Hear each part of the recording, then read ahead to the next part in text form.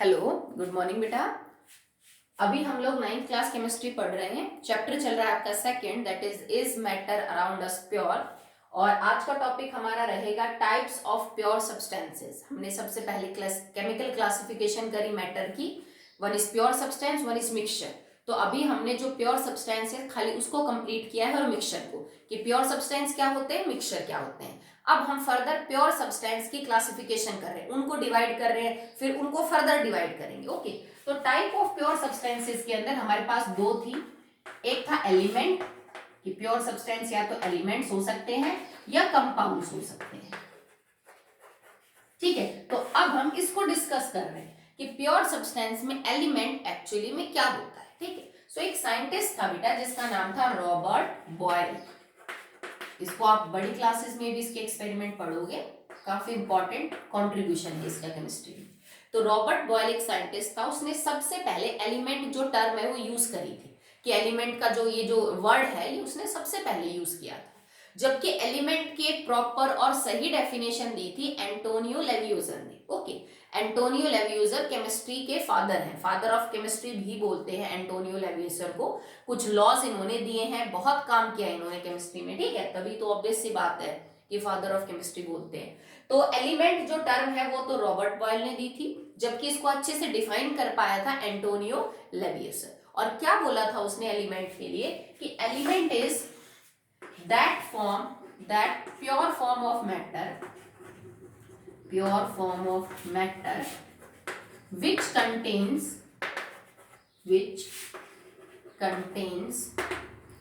only one kind of, आप इसमें लिख सकते हो एटम्स, ठीक है, पार्टिकल्स नहीं लिख सकते हो, मैं बताऊंगी। Atoms and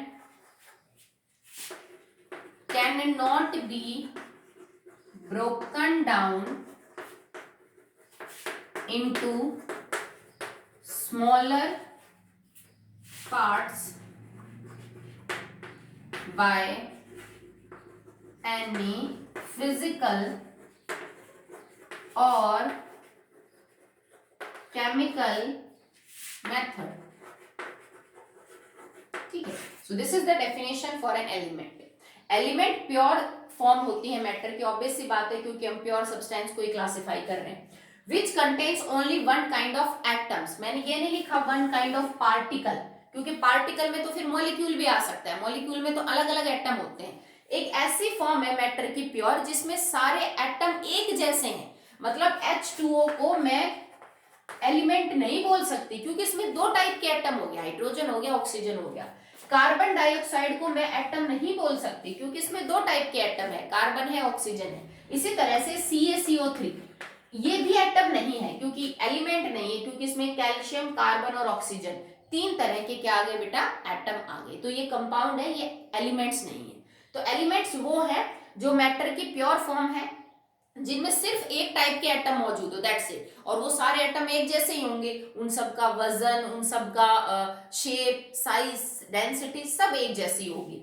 and they can not be broken down into smaller parts, और ये वो है जिनको आप और छोटा नहीं कर सकते। ठीक है, आप इनको फर्दर नहीं तोड़ सकते हो। जैसे मैं चाहूं तो कंपाउंड को तोड़ सकती हूँ भाई, इसमें से मैं कार्बन को अलग कर दूं, ऑक्सीजन को अलग कर दूं, तो कार्बन डाइऑक्साइड टूट गया। पर एलिमेंट को आप फर्दर और किसी चीज में नहीं तोड़ सकते, ना किसी केमिकल मेथड से, ना ही किसी फिजिकल मेथड से। ठीक है, so this is the definition of element. ये मैटर की वो प्योर फॉर्म है जिसमें सारे एटम एक जैसे होते हैं, हर मायने में, हर प्रॉपर्टी में, और आप इसको फर्दर और छोटा नहीं कर सकते किसी भी केमिकल या फिजिकल मेथड से। Okay, so next is what are the properties of element.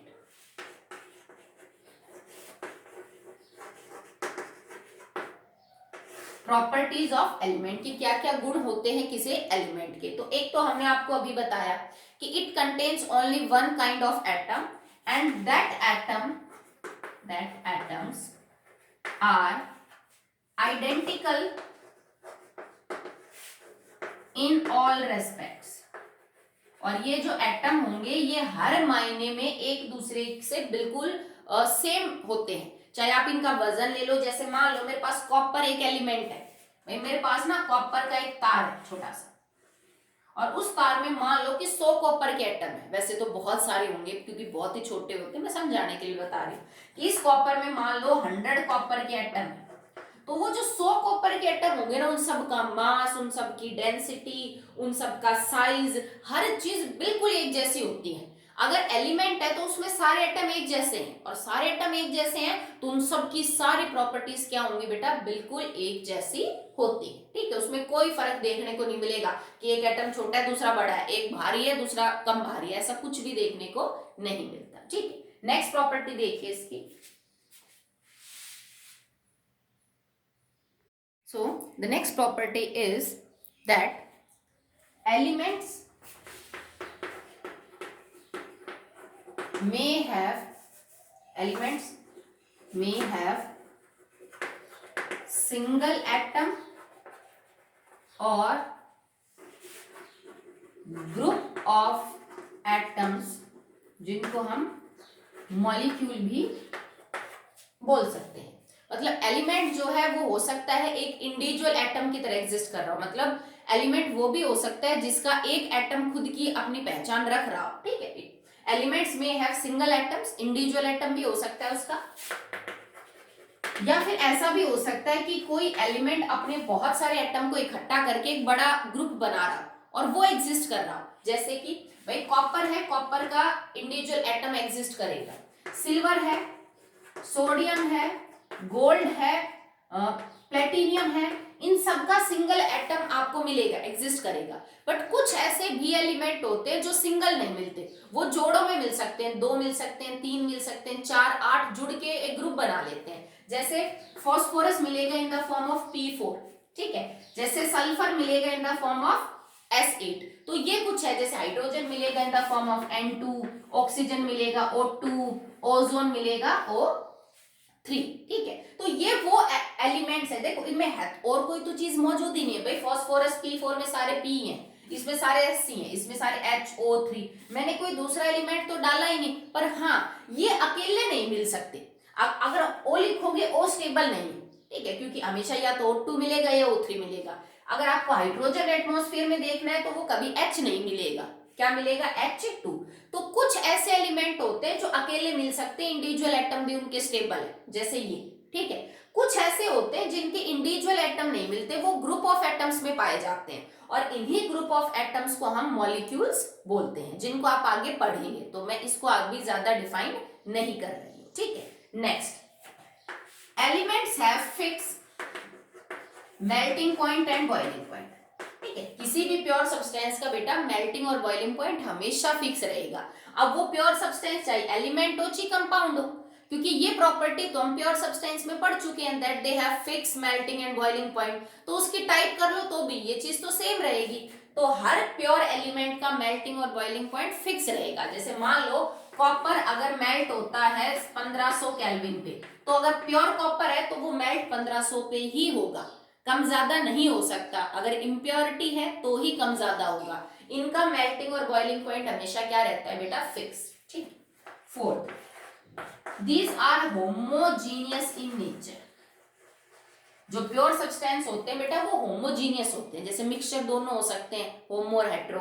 तो प्योर सब्सटेंस हमेशा होमोजीनियस होते हैं, उनमें हर चीज सब कुछ सेम होती है, कुछ भी मिलावट या कुछ भी डिफरेंस जो है वो देखने को नहीं मिलता। सो दे आर होमोजीनियस, सेम होते हैं सारे के सारे। ठीक है, नेक्स्ट है बेटा, these are not broken down. ये बात मैंने अभी वैसे समझाई भी आपको डेफिनेशन में भी। These are can not be broken down into any simpler particle by physical और केमिकल मेथड। इन एलिमेंट्स को आप किसी भी केमिकल या फिजिकल मेथड से और छोटे किसी पार्टिकल के अंदर नहीं तोड़ सकते। ठीक है, मतलब आप इनको और कहीं सोडियम के एटम को तोड़ के और कुछ नहीं बना सकते आप इनका। ठीक है, तो these are the simplest form, और आप इनको और फर्दर कोई छोटा जो चीज है उसमें कन्वर्ट नहीं कर सकते हो। नेक्स्ट, एलिमेंट आपस में कंबाइन कर सकते हैं, एलिमेंट एक एलिमेंट के साथ भी कंबाइन कर सकता है, एलिमेंट एक कंपाउंड के साथ भी कंबाइन कर सकता है इन अ रिएक्शन। ठीक है, किसी भी रिएक्शन के अंदर जब कोई एलिमेंट रिएक्शन करेगा केमिकल, तो वो किसी दूसरे एलिमेंट के साथ भी रिएक्शन कर सकता है, और चाहे तो वही जो एलिमेंट है वो किसी कंपाउंड के साथ भी जो है वो बेटा रिएक्शन कर सकता है। क्लियर है आपको? कौन कौन सी प्रॉपर्टीज पढ़ी कि एलिमेंट जो है उनके अंदर मेल्टिंग और बॉइलिंग पॉइंट फिक्स है, एलिमेंट्स जो है उनके अंदर सिर्फ एक टाइप के एटम पाए जाते हैं, एलिमेंट्स के कई बार अकेले एटम भी मिल जाते हैं, कई बार वो ग्रुप में भी मिल जाते हैं। जो एलिमेंट है वो एक्चुअली में होमोजीनियस इन नेचर होते हैं, उनका सब कुछ सेम रहता है, कुछ भी डिफरेंस नहीं होता है, और एलिमेंट्स को आप फर्दर तोड़ नहीं सकते हो इनटू स्मॉलर पार्टिकल्स, और चाहे तो एलिमेंट एलिमेंट के साथ रिएक्शन कर सकता है किसी कंपाउंड को बनाने में, या हो सकता है कि एलिमेंट किसी दूसरे कंपाउंड के साथ रिएक्शन कर रहा हो टू फॉर्म अनदर कंपाउंड। ठीक है, तो केमिकल रिएक्शन में पार्टिसिपेट करता है, केमिकल रिएक्शन में ये किसी के साथ भी रिएक्शन कर सकता है, किसी एलिमेंट के साथ भी, मॉलिक्यूल के साथ भी, और किसी कंपाउंड के साथ भी ये रिएक्शन कर सकता है। ठीक है, तो यहां तक हमने कंप्लीट किया है, दैट इज प्योर सब्सटेंस में एलिमेंट्स क्या होते हैं। अब हम एलिमेंट की भी फर्दर क्लासिफिकेशन करेंगे। तो एलिमेंट बेटा हमारे पास एक्चुअली में तीन टाइप के हैं, या तो एलिमेंट मेटल होगा, या नॉन मेटल होगा, या वो एक मेटालॉइड होगा।